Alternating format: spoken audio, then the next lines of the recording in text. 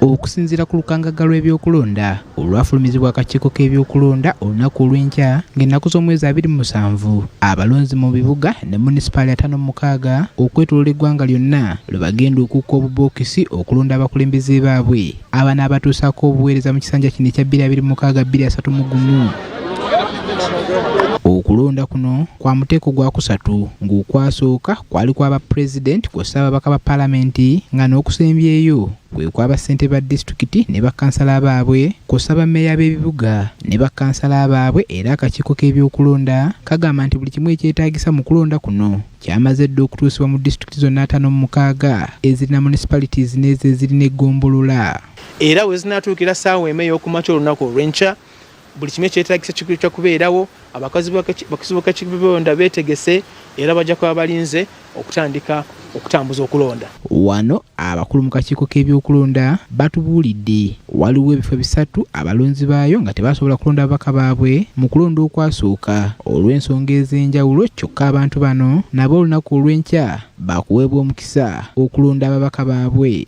Waliwo ekifo ekya Kibanda North mu disitulikiti y'Ekirya Ndongo, abo tebaalonda ennaku z'omwezi 15 kuba akakonge kaaliko ekizibu. Waliwo abalonzi ab'omu Ibanda municipality mu Ibanda district, abo nabo tebaalonda kuba akakonge kaabwe waliwo ekizibu era akakiiko ne kayimiriza okulonda ne kategeka nti okulonda mu bifo ebyo kujja kulondabwa kwa lunaku lwa nkya.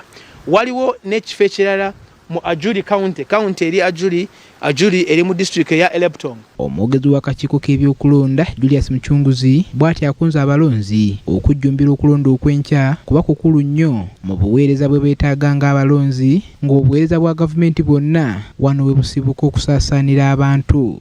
Nti okulonda kuno tukusse kwesira era tuveeyo mu bungi tulonda abakulembeze baffe ku mitendera gino egya local government, kuba ku local government ez'ebitundu obuweereza we bubeera. Okula buli muntu yenna eyeetabye oba alowooza okuba akalulu ka Meeya Yusufu Zwabugaga teyeetantala. Kyokka waliwo abavuganya mu kalulu kano naddala bannakibiina kya NUP mu munisipaali y'e Nansana abakedde okwemulugunya eri abakulu mu kakiiko k'ebyokulonda ku mubaka wa pulezidenti mu kitundu kino Charles Lwanga gwe balumiriza okwewa obuvunaanyizibwa obutali bubwe n'atuuka n'okutabula ebyo abantu bye babeera balonze. Omukulu Charles Lwanga, Deputy RDC owa Nansana Municipality, yafuuka supervisor wa Electoral Commission era kiyakola kwe creatinga ka sub-tally center ku division mu office ya Giso. Kyatujjako nnyo ekikwe kutandika nga 15 bwe twalaba directly amaje ng'era gakulemberwa RDC owa wano mu kitundu Nansana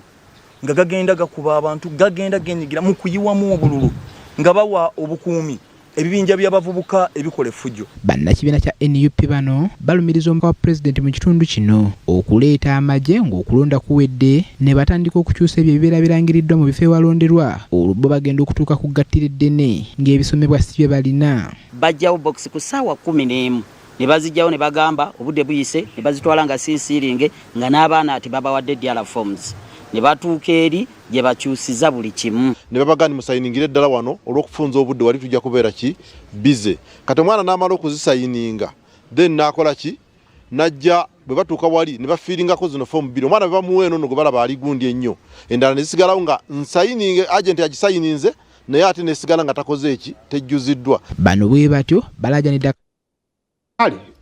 Twagala kubabuuza ku basibo ne bannyabo yonna gye musinzira okuba nga ate mutulaba amakyago olunaku olwaleero mwasuze mutya? Kansubiri mwasuze bulungi.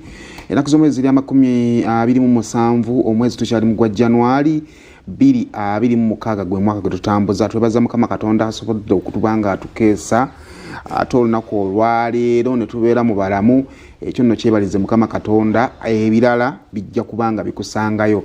Program Sumula tuyingiddewo ate olwaleero twongere okugezaako nga bwe twagezezzaako olunaku olw'eggulo. Nawe bw'otyo bw'otapowa azuukuka ebyajjo biba byaganye otandike n'olwaleero. Nzikiriza nti nno wayinza obbawo omukisa ogw'enjawulo ate oguyinza okutambulira mu mirimu gy'olunaku olwaleero. Bwe tutandikidde ssaawa ziri emu tugenda kufundikira ku ssaawa 3 ez'amakya g'olunaku olwaleero, ssaawa 2 nga tutunula mu mawulire ag'enjawulo ebitambula bye wategedde by'otaategedde bye tusuubira mu lunaku olwaleero n'ebirala bingi nnyo by'osobola okuba nga ate omanya ng'osinziira ku show eno. Trinity Love School ssomero batuleeta wano okusobola okuba nga tugamba nti wake up okusobola okuba nga ate ogenda okukola mu season eno nga tuzaayo abaana ku masomero twagala okuba nga tukujjukiza Trinity Love School essomero ly'oba otwalako omwana wo abasomesa balungi environment nnungi buli kimu kyekyo kyennyini kye weetaaga okuba nga ate omwana wo asoma afuuka eddala omuntu ow'obuvunaanyizibwa. Tusangibwawo Nyanama enamba yaabwe yesimu ngenda kuba nga ate njikuwa ate okusobola okuba nga ate ogendayo okusobola okuba nga ate owandiisa omwana wo. Trinity Love School mwebale nnyo okuba nga ate mututuusaako show eno. Wasuze otya? Nasuze bulungi Simon, wasuze otya? Nasuze ndowooza kulonda olunaku lutuukiridde tugende tulonda ate. Abalabi ba BBS Tawfaina mwasuze mutya bannange, njagala kubajjukiza nti temukoowa kulonda tugende n'olwaleero ate tulonde. Ekintu nakyo kiggwe abantu bano tubeetaaga. Kubanga be batuli okumpi ye muntu gwosobola osanga nga tonaakusanga MP n'omugamba ky'omugambe ate nakuyambako okubanga ate akituusa gwe gy'oyinza okubeera nga totuuse. So njagala okubakubiriza n'olwaleero tugende tukole tutya tulonde. Kale mu nteekateeka eyo twatandika okulonda basibo ne manyi mugenda kuzoma ezaali 15 omwezi guno gwennyini era nga twatandika ku mutendera gw'omukulembeze w'eggwanga ssaako n'ababaka ba paalamenti. Wiiki ewedde twagenda ku mutendera gwa LC5 era awo nga watuula bassentebe ba disitulikiti ssaako ne bammeeya ab'ebibuga. Olwaleero tukkiridde tugenze ku mutendera gwa LC4. Kati LC4 awo ogenda okusanga bammeeya ba munisipaali sabo kyusaamuko wano va mukwebaka bammeeya ba munisipaali tugenda basanga waawo tugenda kusanga ba division mayors kitegeeza nti kati Kampala tuba twalonda lord mayor olunaku olwaleero tuba tugenda kulonda ba division mayors then awo we tugenda okuba nga tusanga ne ba chairman ba city division chairpersons ne ba councillors bawe saako ne ba mayor ba municipal. So babiri betugenda okubanga tukola ki tulonda yo tukiridde ku mutendera gwa LC4. Kakati okulonda kwa okuddako kugenda kubeera kwa regional youth representative to parliament ne kuzomeze nga 28 lunaku olw'enkya. Kakati ffe kwe twetabamu okugenda okubanga kuddako kugenda kubaawo nga 2 February ndowooza 2 kwa LC3. Okay, ngenda kugirawo kwa ndi wala otyo nga 4 kwa LC3 sikwe kumuna sub county town municipal division elections nga 4 February ye LC3 kati either oba wagombolola oba wa town council oba wa municipal division. So gwe mutendera gwe tujja okusembayo fu okulonda nga abantu ba bulijjo. So olunaku olwaleero kya makulu nnyo lwaki ebintu ebikulu nze nali sirabangako okukola sijembeera paka nga tumaze ofuna municipality kazati ze LC4 oba okitegeera kale mulimu ne LC3 nti aba municipal division bakutegeeza aba municipality eri waggulu okakananga emirimu gikola ki gikolebwa. Kakati oba olina ebyakunyiiza eri gye tubadde ansaba onyiiguruke kubanga kati ati wano tuli mu kulonda buweereza olina okulonda omuntu agenda okusobola okutuukiriza ebyo by'oyagala ekirooto ky'ekifo kyo kyoyagala ngeri gye kiba kirabikamu ye mukulembeze gw'ogenda okulonda olunaku olwaleero. Buli bwe weekuba n'ogamba kambiri abasajja abo kambalekera ebintu byabwe oli mu kwekuba kkubo oli mu kwekuba mazzi gwe atagalina oli mu kwekuba masannyalaze gye gatannakola ki gye gatannatuuka mu mbeera efaanaganako bwetyo. Kale katulabe we bigenda okuba nga bitambula. Wiiki ewedde turn-up teyali nnungi amaaso gaffe gagenda kubeera maggule okulaba kigenda kuba kiti ekino olunaku olwaleero wakati nga tubakubiriza nti banne tugende. Kale olunaku olw'ejjo twabadde mu meenula ga ggwanga Uganda era twabategeezeza nti emikolo emikulu gyali gigenda kubeera Kololo mu kuliko eyo mu bigambo omukulembeze w'eggwanga bye yayogedde. Sooka mpeka video katono nnyo ak'omukulembeze w'eggwanga mu bigambo byonna bye yayogedde olwoka video kemadde nnyo tusooke tubazannyire tukomewo ate tutunule mu bigambo omukulembeze w'eggwanga bye yayogedde. Yemwe abasubyeko akasajja, you have no right to say that. Tolina buyinza na ddembe kugamba nti mwe mutusibyeko akasajja, tolina lukusa olwo. ani awulidde enjogera eyo yemwe abatusibyeko akasajja.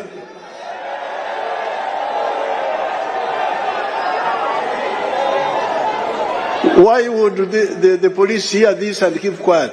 Police eyinza etya okuwulira kino n'esirika. So that is reason number one why I think some people did not turn up. N'olwekyo eyo ensonga esooka gye tuteebereza lwaki abantu baffe abamu tebajja kulonda. Yemwe abatusibyeko akasajja. You have no right to say that. Kakati kamera z'omukulembeze w'eggwanga enkesi zibaguddeko shaddi eyo gye mutuula mu bukuukulu nga musonga mu bantu emimwa nti baba batusibyeko akasajja. Kakati akasajja kavudde nekeeyogerako nekeerwanako yavudde nerwerwanako. Kakati bino obadde obimanyi kambidde bumbi kugambe ekibiina kya NRM mu kalulu ke twavuddemu kyafunye ebitundu 7 ku buli 100 okusinziira akakiiko k'ebyokulonda. Taanapu y'abalonzi yabadde ebitundu 52 ku buli 100. Abatunirizi b'ebyokulonda okuva naddala mu kitongole ekya African Union bategeeza mu lipooti gye baafulumya ng'ennaku z'omwezi 18 nti intervention y'amagye n'amaanyi agayitiridde agakozesebwa mu kulonda ne watwali nga twolekera okulonda byebimu ku ebyo ebyalobera abalonzi okujja mu bungi okukola ki okulonda. Wabula ebigambo by'omukulembeze bye tuva okuzannyira kati biba bikontana butereevu ne bali kye baalaba okusinziira ku mukulembeze w'eggwanga ab'oludda oluvuganya gavumenti abakaawu be baasigamu ebigambo nti akasajja abasinga okutiisa nti bwe mubeera eyo nga muweereza ebigambo byammwe mwe mutusibyeko akasajja kati gwagenda kati gwe mulemesa bannammwe okulonda otegedde bulungi gwe nkulaba ogwava ova kuwa NRM ne wabaawo aba NRM abeesika ne bagamba waayo abasajja bakaawu kansigale ewaka okategedde bulungi. Era omukulembeze w'eggwanga n'anenya poliisi okuwuliriza abantu abakanga abalonzi ne basigala nga bo bakola mulimu gwaki gwabwe. Amazima matuufu gali nti n'ebitundu nga 48 ku buli 100 tebyasobola kujja kukola ki kulonda. Kakati tubaddaawo nga tulina ebintu bye twebuuza nti nsonga ki eyinza okuba yalobera abantu okukola ki okujja okulonda. Era ne wabaawo ensonga ezibadde ziteereddwawo okunaku lw'okulonda ojjukira bulungi nnyo nze wempita wennyini ekkuba erifubutuka wensula nayitawo ku ssaawa 4 n'ekitundu nga tewali wadde ne bokisi y'ebyokulonda yakoze eki yatuuse nakubayo esimu ne bagamba zibadde ziyingira 5 kitundu abatukuvu ne batuuka ne bokisi zaabwe.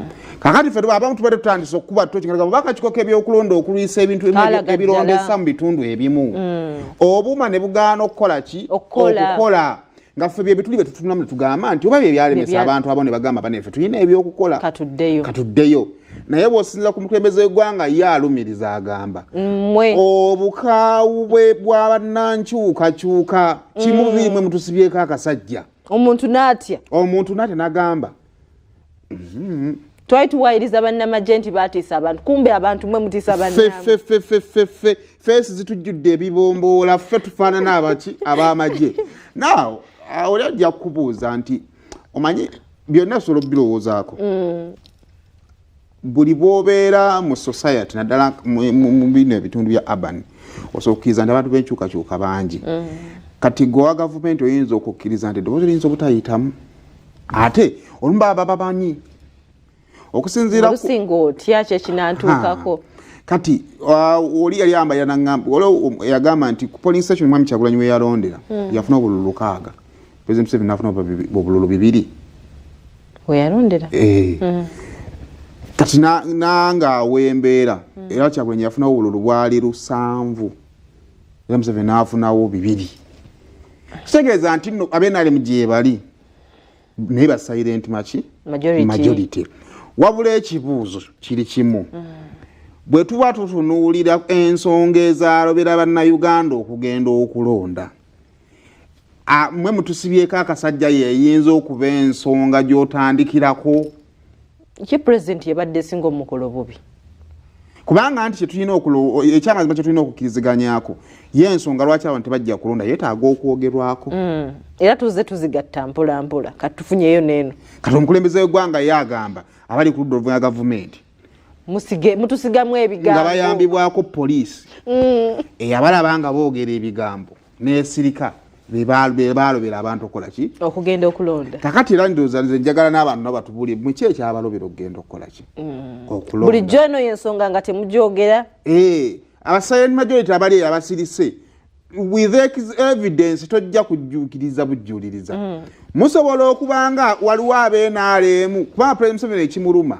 agamba obukadde omunana bwe yafuna butono si bwe yalina okufuna yali alina okufuna obululu bungi era yagamba bamubba obululu bwe musinga obungi mwabwonoona bagamba tosoggola gwosimye amala agamba miliyoni 8 yafuna ntono yali asobola okufuna ezikolaki ezisingawo naye olw'olulimi olukambo lw'aba opposition so ogenda tuweereza voice note yo ku 7592773005 tubuulire gwe wammwe ki ekyakulemesa okukola ki okugenda okulonda kubanga ekikulu twetaaga okuzuula lwaki abantu temwakola ki temwalonda mubeere bakakamu gwe ki ekyakulemesa ew'okulonda anti era ffe tusunsula onaakambuwala tejja kujja gwe kiki ekyakulemesa okulonda kisoboka okubanga n'obukaawo bw'aba opposition bwacontributing oba nsonga ki endala gwe z'olengera eyo ewammwe ezisobola okuba nga zalemesa abantu okukola ki okulonda so naye ebyo ebimu ku bigambo omukulembeze w'eggwanga byayogedde bwe yabadde ali ekolola awo ng'ajaguza olunaku lw'ameenunula emyaka 40 kati ng'ekibiina ky'NRM bukyanga kiva mu lutalo olw'ekiyeekera nga bakyali ba NRA ate bali mu ggwanga lino erya Uganda. Internet yakomyewo olunaku olw'eggulo era nebeera stable enkola y'okubeera nga twali tukozesa obu VPN nevaawo so olunaku olw'eggulo government omanyi mu Uganda waliwo ekintu kye bakugamba n'owekyekanga kati VPN bukyanga ejja abamu tubadde ku internet nga tukozesa VPN kati nze bakyogedde kyasose olosose kukitegeera nga yeeteekako bulijjo bweteesi nga tomanyi so enkola y'okuwaliwo omuntu nga yabadde akateekako manyo nga buli kaseera wateekako data waate alina okuddayo atereeze ka VPN kabeere stable so enkola eyo yavuddewo naye olunaku lw'eggulo gavumenti yavuddeyo nerangira nega tegenda kubeera ng'esasula loosi yonna eyakolebwa wakati w'ennaku z'omwezi 13 mpaka ng'ennaku z'omwezi 18 internet we yaviirako waliwo balooya bennalaba bavaayo nga bagamba alina okusasulira loosi abantu zibatuuseeko bane bizinesi zaffe zifudde nedda bambi babagambye mukitwale nti wasaddaakira eggwanga lyo